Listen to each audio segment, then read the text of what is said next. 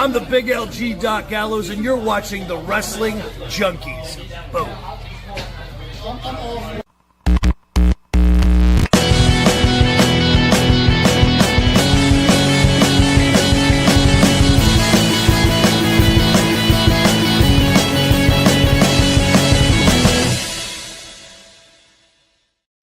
What's going on, everybody? Welcome back to the Wrestling Junkies podcast. I'm Mr. Cincinnati.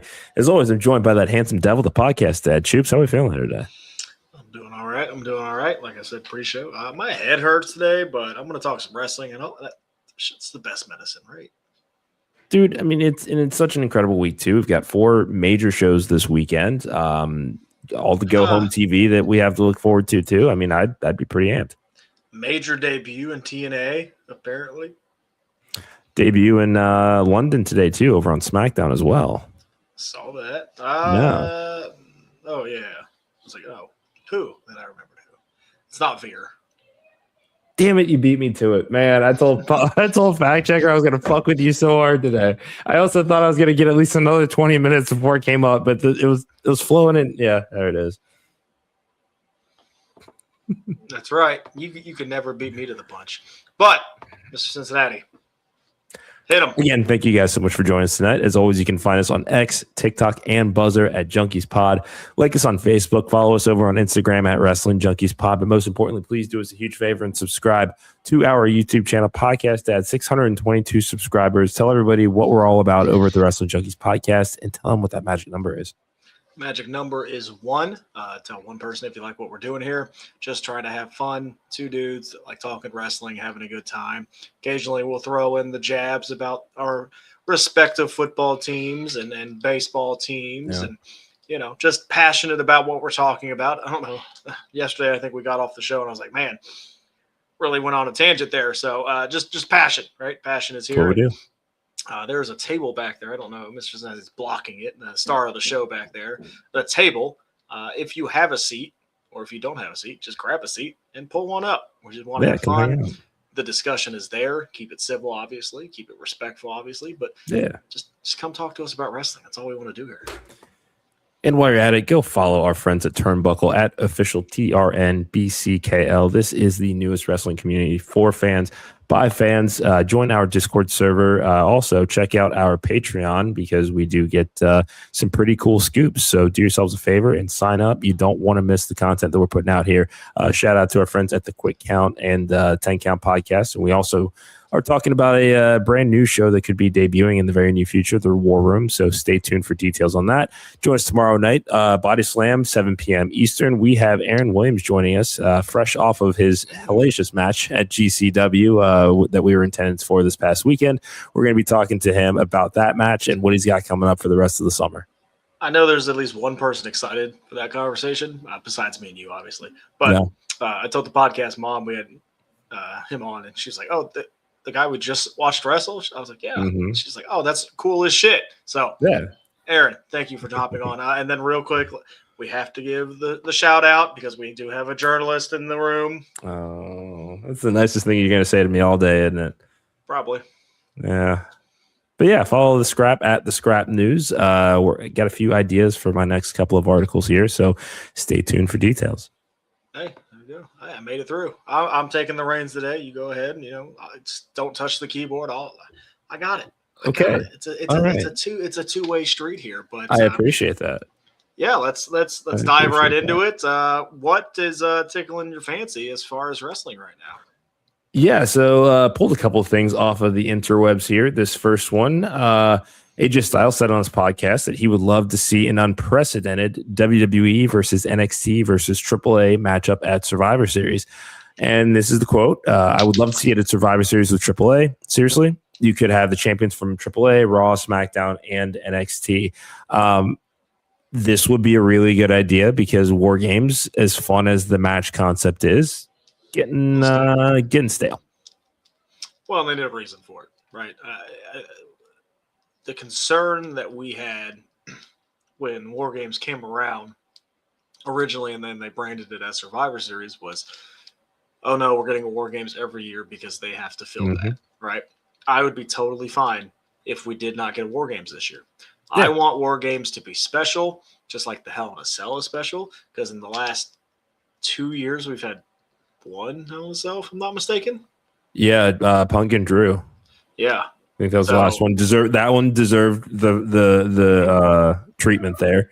At one point, you could say, at one point you could have said, had life and injuries not happened, Seth Rollins and Braun Breaker could have had that same ending, but hopefully this weekend's a cage match. But yeah, no, I think that it would be cool to freshen up the concept because we're looking at potentially another Bloodline Civil War games this year. You have to think that No. Please don't. That's all I'm asking. Please don't.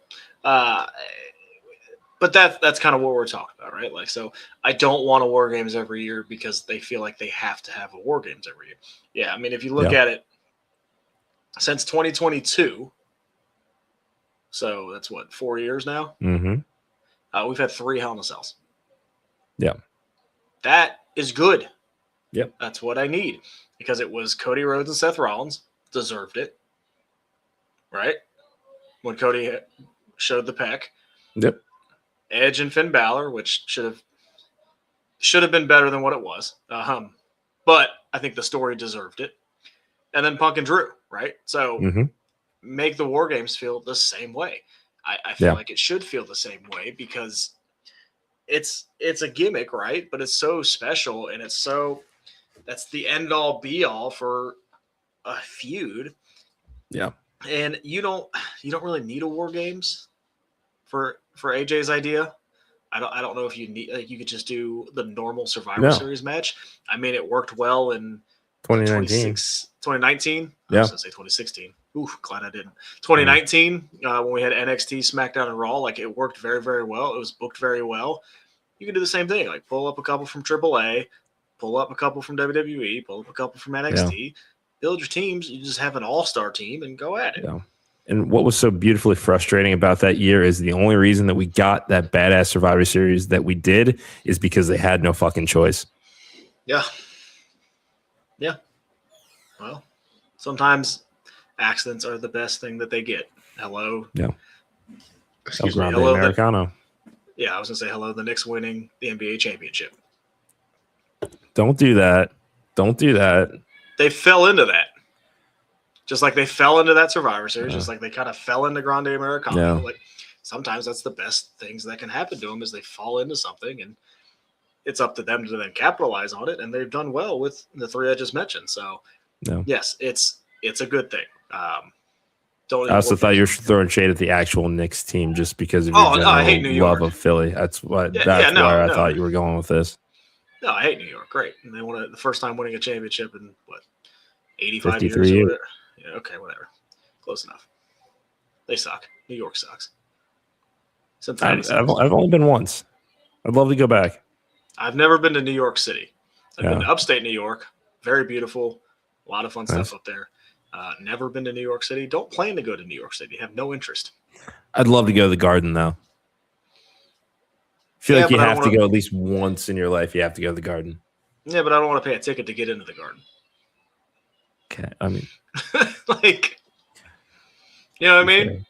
Like, sure, but I don't know. To go see Saturday night's main event, probably not. They brought WrestleMania back, maybe, but pretty soon we'll be there anyway, so it doesn't matter. I don't know where I was going. What's your next topic? We got some more about, and we talked about this a little bit with the tag team titles yesterday. This is Cultaholic growing frustration backstage with WWE over the lack of variety and competitiveness, in the SmackDown tag team title scene. No shit. From who? Does it state like from talent, from just it does not creative? No. Like who's frustrated? Because I mean, if you're Truth and Priest, I'd probably be frustrated. Like, I would not be happy with kind of how I'm being booked right now. What's up, Fernando? Where the fuck you been? Sorry, I had to get it out there. Hey! You want to talk about one of the most loyal fans? I know, and I missed them very much. You be nice. I'm trying to look at like the current tag teams on SmackDown right now, and you have Fraxium. Mm-hmm. We're back in NXT. Yeah, that's a problem. Was Garza, who they're going to be busy for a while, is now in AAA. MFT. Nah, Tonga and Tyler are fine, I guess. That's pretty much that is it. Actually, I would also consider, just for the sake of this, Miz and Kit Wilson until until Elton Prince returns. Well, and it might be Danhausen and somebody as well. So, no spoilers. Yeah. No spoilers here. But yes, we made. That's what Turnbuckle Patreon's for. See, hey, rundowns. Now apologize to Fernando. Well, it's good. It's good to have you back. I'm sorry. Shout out to Fernando. Fernando's a real one. He's A1 since day one. I say all of that lovingly. So it's good to have you back, man. Yeah, don't do that. But yeah, dude, I'd be frustrated too, especially when they say, "Hey, we're gonna rejuvenate the tag division." We heard rumors about Enzo and Cass; those have died off tremendously. Yeah, haven't heard a lick about that since. Yeah, but there's also been no. Enzo still hasn't taken any dates or anything. Which again, which could mean anything. Hurry up and wait. Yeah, like they took forever to debut Blake Monroe. I don't know, man. Like, I don't know why we're surprised. Tag team wrestling has never been important to the WWE. What was it Vince that said, why pay 4 people when I can pay 2 kind of thing? So, especially if you're TKO and you know how their pockets are, they're not going to do that either. So,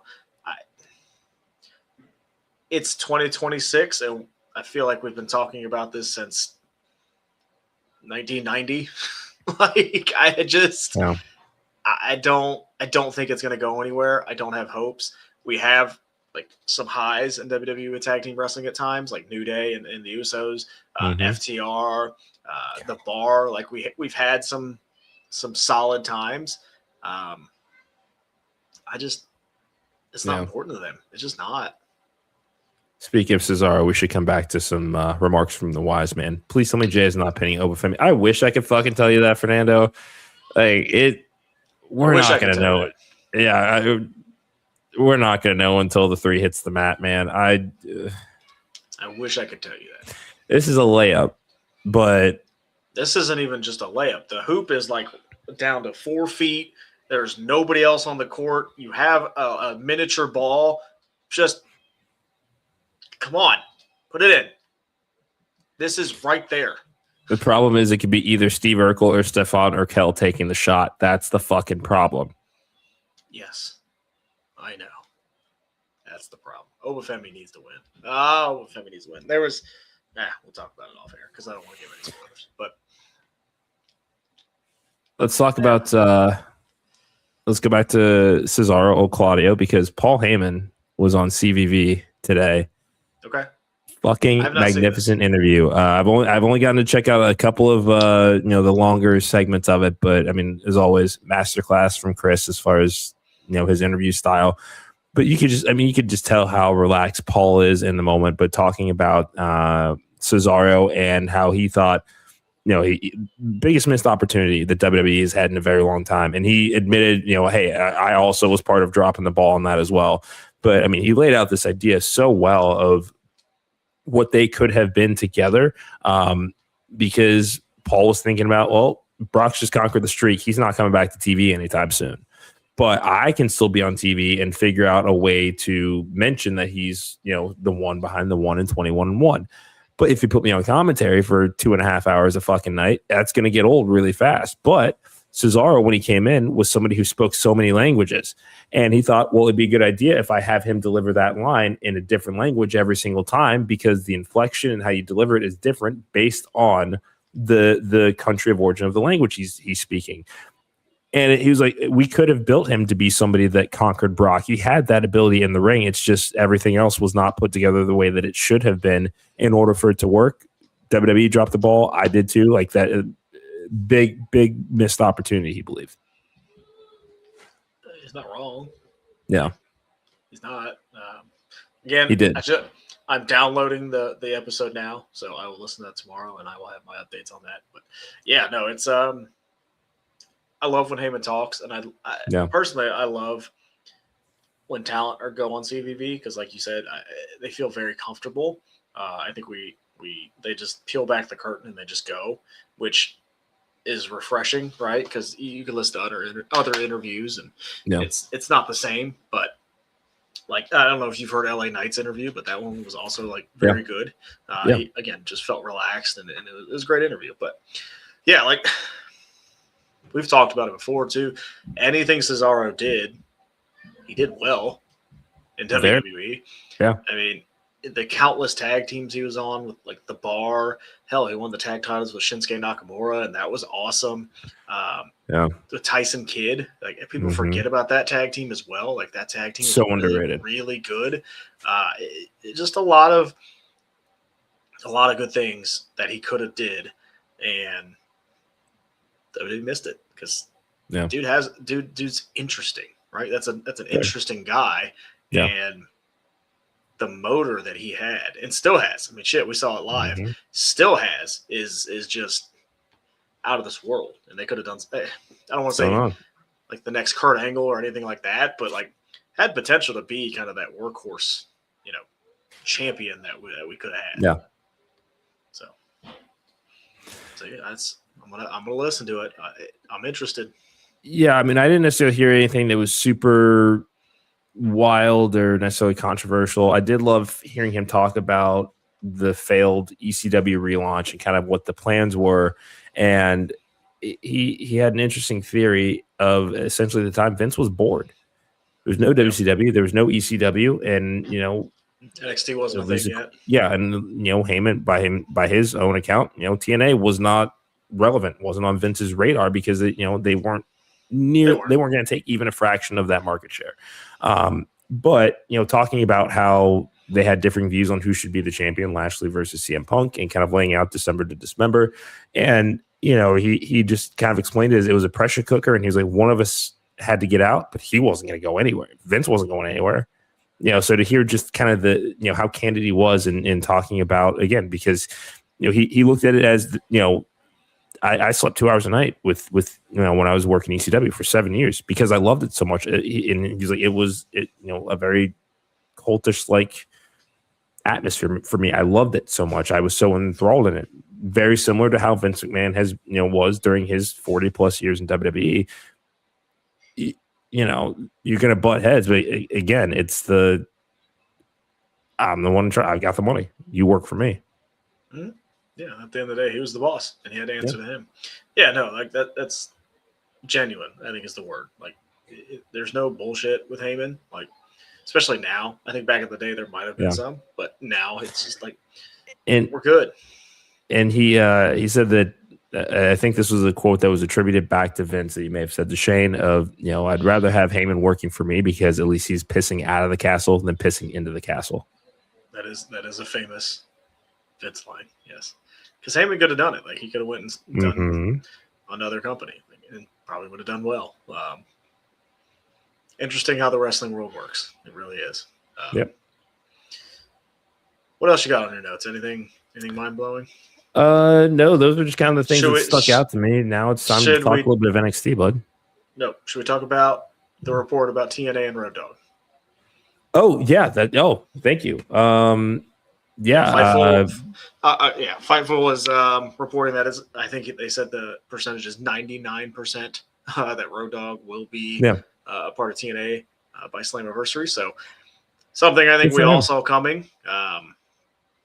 I'm not gonna lie, I don't know how much creative power he had in WWE. Like, this is gonna be a whole new boat for him because it's. At the end of the day, the buck kind of stops with Carlos Silva, but there's apparently, from what you hear from all the talent, a lot more freedom. So we'll see what happens. Yeah, I mean, he's a former lead writer of SmackDown. This is this will be fine. This will be good for him. I don't think anybody expected him to just fade out of the industry. Obviously, he still got the podcast, but. No, this is cool. I think that, and people by all accounts, like working with him. So here, let's try it without without your chief content officer being your reporting to. I mean, I know that, Carlos Silva also, yes, president, but you have to think that those are different pressure systems as far as, working with them, It's also, it's not your, one of your better friends too, right? Yes. So I don't want to say he won't get the benefit of the doubt anymore, but it may be a little bit more challenging, a little bit more out of his comfort zone this time around. Yeah. And then when you get out of your comfort zone, that's when creativity flows, right? Mm-hmm. So should be a good fit, I think. Yeah. I'm excited. I mean, because they've got an influx of great talent. I mean, this year alone, they do. That it's these are some incredible talents, and I'm excited to see what he does with them. And we'll find out. Well, we will. Pulling up the NXT card as we speak. So NXT tonight looks like we have Saquon Sugars and Dion Lennox coming face to face one last time ahead of Great American Bash. Pull apart brawl, gonna throw hands. Most likely. Hang and Tank take on the Birthright. Birthright. Okay. Looks like it's Finley, or not Finley. Uriah Connors. Uriah Connors and Stax. All right. Who Stax is technically not in the group. He's technically what? Not a Nepo baby. No, he's not. No. That's what they should have used to be Mother Lover Jake Tucker on the Indies. They should have called them Nepo babies. Then we got more heat. EK Prosper goes one-on-one with Keanu Carver. Interesting match. Yeah. They both kind of feel in flux at the moment. Mm-hmm. So I think both are very talented. Yeah. And I want to see something here. Yeah, I mean, I think this is going to be a huge step forward for whoever wins this match. But I would keep his eyes locked on Tony D, and I'd keep EK Prospers on Miles Bourne, especially coming out of this weekend when Tavion Heights takes him on. Because I mean, that could be a shock win too. We've seen a few of those in NXT this year. Okay. Hi, Val. That's the problem. Hello, Val. I do love EK Prosper as well. I push him a little bit more. Like, give him something to do. Yeah. Like, I know he was in a tag team for a minute, but give him something with to Sean do. Legacy. Yeah. Well, speaking of Sean Legacy, the Culling take on Sean Legacy and DVD tonight. Those dudes need to be tag champs ASAP. I mean, that's just an incredible looking team. I mean, come on, size, power, speed. Yeah. Let's talk about replenishing your tag division. Again, hitting you right in the face. Your favorite title and mine, the Women's Speed Tournament #1 contendership match, is tonight. Izzy Dame takes on Ariana Grace. Okay. You'd have to assume Izzy. Do you? I do. No. Yeah, I do. No, here's why. Because you've already got the fastest man alive in Birthright as the speed champions. Put that title on Ariana Grace and have the Birthright hold both speed titles. How insufferable as shit all of them are going to be. Yeah, this is an easy one. This is a real easy one. You would, again, who's taking the shot? Say it again. Who's taking the shot? You said it's an easy layup. Who's taking the shot? Yeah, this is gonna be Raquel. I think that they I think they do this one. This is a low stakes one. This is easy, and we've been saying that Birthright, if they're going to be taken seriously as a team in NXT. But again, hear me out, because we go through this all the fucking time. Speed titles, those are a lower mid card championship. But let's just look at them for what they are. Right now, Birthright is kind of positioned at that lower mid card spot. There's nothing wrong with it. They're still, I think, getting over as a unit because they're all insufferable pricks. But Lexus King has become especially insufferable since becoming speed champion. So if you got men's speed champion and women's speed champion, Ariana Grace, who also has been known to be extremely insufferable going back to her pageant days, let's run that shit. Just put Natty with them and let's call it a day. What's that? Just put Natty with them and let's call it a day. That would be a lot of fun. Thank you. That would be really cool. And then I'm assuming the main event segment, or open, I don't know. The double contract signing. So you got Lola Vice, Kendall Gray, Tony D, and Naraku. Same segment? Double contract signing. You know why? Literally no. Both of these champions are weak as shit. That's why. I only did for that too. They are, man. Like, again, nothing against, and when I say that, it's nothing against the talent, right? I want to always put that in perspective. I respect the wrestlers immensely. I could never do what they do. They've not been booked well. They have not been booked well at all. And going back to that point, I think we need to refer to that moving forward. Like, I don't not like Tony D. I don't like the way Tony D is being booked. I think we need to rephrase it. We're a positive podcast here, so that's what we need to do. Never going after the talent. But the way both of them have been booked is just, it was supposed to feel monumental, right? This was the double crowning. Yeah. Biggest show of the year. At Stand and Deliver, this was I'm going to say it, it's the new era of NXT because they lost so much. Kendall Gray needs to win the title. Fuck yeah, she does. Not clamoring for, like, send Lola to the main roster, send her to the AAA. She doesn't need to be in NXT anymore. Mm-mm. And then I wouldn't be mad if Naraku won the damn men's title because I don't know. Mason Rook needs a heel to go after Tony D, and Tony D is not that. You've put so much into him. Yeah, and you invested this much into him this far as like a face-leaning tweener that I don't know that you. I don't know. He just comes out wearing a leather jacket. What is that? Because there's just no backstory. Is this how he is in real life? Like, what is he supposed to be? Like, they could have just completely erased the Don character and done of this is the real me. Because he's a former collegiate athlete too, right? Yes. Yeah, you'd think that's an easy reset, but like the thing, and he suffers from. I mean, look at how, because we've referenced him earlier, Urkel. Like, when you're known for doing something for so fucking long, it's hard for people to see you out of that. And this point, I mean, it's been almost 30 years since Fame Ladders went off the fucking air. I don't think if you walk down the street, you see him, that's Urkel.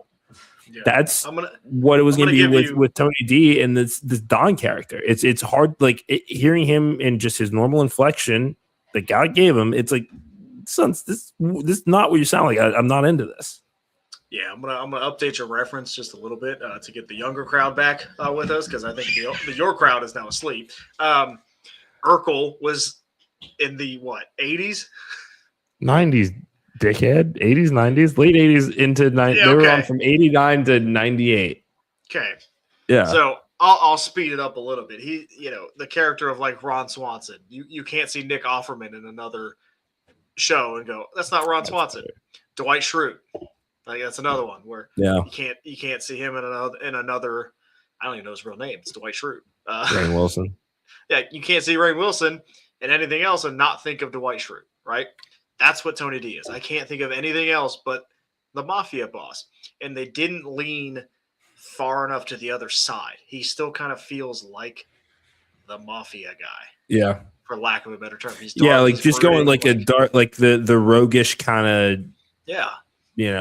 Outcast. Like it's a lot like Judd Nelson and Breakfast Club. Again, can you update your references? Good God. Good God, you need to get hipper. Holy shit. Also tonight, I didn't scroll down long enough. Also tonight, we do have Aaron Rourke defending the Evolve Championship against Tristan Angels. Let's fucking go. Love him. Incredible guest, friend of the show. Give him Should be a really, really fun match. Yeah. For those who haven't seen Aaron Rourke, very, very good. And I am so intrigued by Tristan Angels that I think this is just going to be This is going to be an an interesting match. It's going to be an interesting match for sure. And that's I say it in the best possible way. Like, I'm going to be glued and want to see what happens. Yeah. And you've already kind of seen how just in promo work they interact, Val, don't encourage this. Don't encourage this. It's 2026. She and dude's understands talking me. about dude is talking about a seen. show that was on 48,000 years ago. Hey, it's Pride Month. Be nice. Come on. I can't when you're talking to the boomers who don't even know how to use YouTube. Like, subscribe to our YouTube, by the way. I will make the good pop culture, and I'm the dad. I don't know what's going on out there, and I know better references than the young hip Mr. Cincinnati with his backwards hat.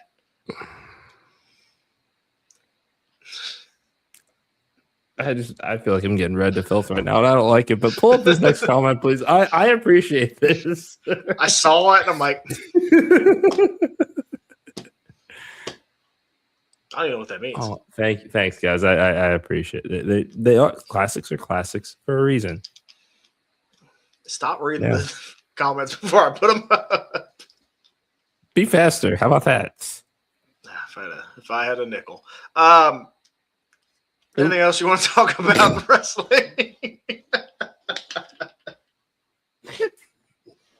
My bad. Woo! Like, this was it's only Tuesday. Like, usually we're a little bit more slap happy later in the week, but this is it's only Tuesday. Thank you guys for joining us tonight. You can find us on X, TikTok, and Buzzer at Junkies Pod. Like us on Facebook, follow us on Instagram at Wrestling Junkies Pod, but most importantly, subscribe to the YouTube channel. If anybody likes outdated millennial classic television references, this is the place for you. This is I got a lot of them. It's cool. Yeah, we know. You're old. He's getting older too. He's got a birthday soon. Yeah, and it's gonna be fucking great. Birthday and Pride, same weekend. Let's fucking go. Follow our friends at Turnbuckle at official Turnbuckle, TRNBCKL. Tomorrow night we'll be over on Body Slam, joined by Aaron Williams. So tune in there and check out the Scrap at the Scrap News for everything about not just pro wrestling, but MMA, boxing as well, if you're into that sort of thing. And final comment goes about this is just great. Both of these last two are great. Well, I am a millennial. Okay, you don't. Okay, you sure don't like to act like it. I'm a very at the tail end millennial. 1994, folks. Eric was born in 1982. No, but my brother was. When were you born? I'm a 90 baby, dude. Like what? Like 91? June of 1990. Oh, you by that much? Yeah, I mean, that's by that much. Yeah. Well, Heather was born in the 80s, so she's gonna love this episode. Podcast mom's a real one for putting up with your bullshit. How can you not? How can you not? You see this? The glow up is real. It is. Your face has gotten a lot less punchable over the years.